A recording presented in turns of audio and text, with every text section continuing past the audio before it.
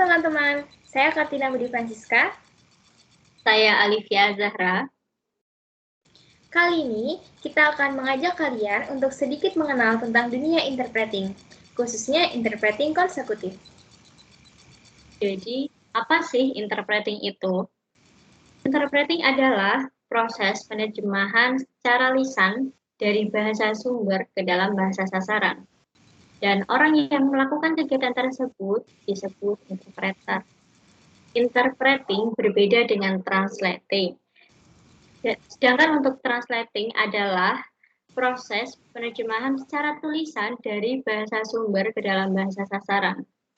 Dan orang yang melakukannya disebut translator.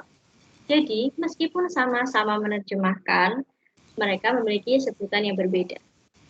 Interpreting ada dua jenis, yaitu interpreting konsekutif dan interpreting simultan. Oke, sekarang kita masuk ke interpreting yang pertama, yaitu interpreting konsekutif. Jenis interpreting ini dilakukan secara bergantian. Maksudnya adalah penerjemah akan mengucapkan bahasa sasaran ketika pembicara memberi jeda atau berhenti. Jika pembicara memberi bahasan yang terlalu banyak, interpreter akan menggunakan catatan. Biasanya, interpreting konsekutif ini berada di lingkungan diplomatik atau kehakiman. Nah, yang kedua yaitu interpreting simultan. Berbeda dengan interpreting konsekutif, dalam interpreting simultan, penerjemah akan menerjemahkan pesan dari bahasa sumber ke bahasa sasaran secara langsung atau real time. Untuk itu, penerjemah biasanya menggunakan earpiece atau mikrofon atau penerjemah bekerja di bilik kedap suara. Dalam melakukan penerjemahan simultan, para penerjemah harus menerjemahkan secara real time. Hal itu memerlukan tingkat konsentrasi yang tinggi dan berpikir cepat, sehingga rentan merasa kelelahan. Oleh sebab itu, mereka, para interpreter, sering bergantian dengan penerjemah lain setelah 30 menit atau kurang dari 30 menit itu. Oke teman-teman, jadi tadi adalah dua jenis dari interpreting. Nah, sekarang kita akan memberikan contoh dari kegiatan interpreting. Namun, kami hanya akan memberikan contoh dari interpreting konsekutif. Ini untuk contoh yang pertama. Simak baik-baik ya. Selamat pagi, hadirin sekalian. Kita sebagai manusia pasti memiliki hobi. Entah itu membaca, menulis, belajar, olahraga, menyanyi, dan lain-lain. Good morning, ladies and gentlemen. We as humans must have hobbies.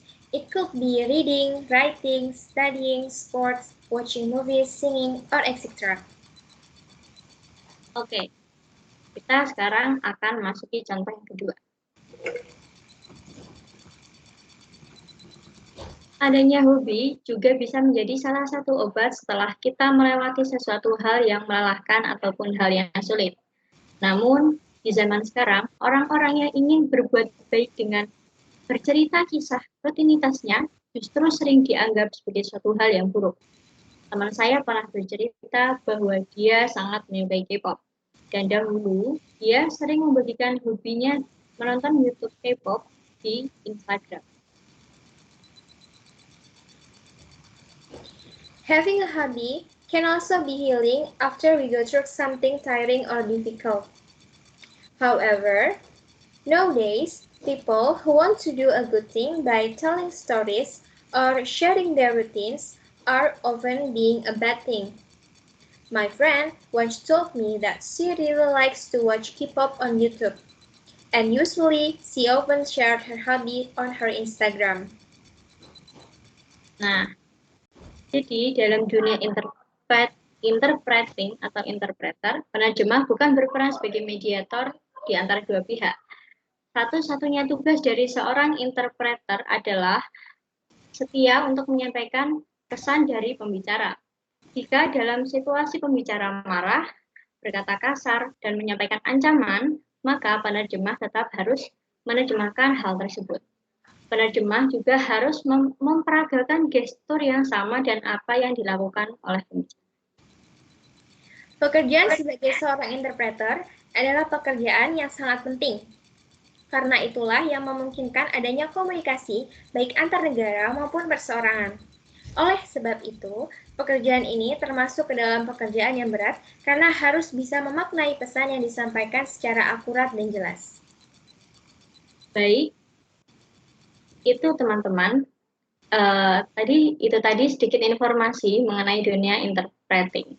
Semoga hal-hal tadi dapat bermanfaat bagi teman-teman semua. Mohon maaf apabila ada kesalahan kata dari kami dalam menyampaikannya. Sekian dan terima kasih. Dadah. Dadah.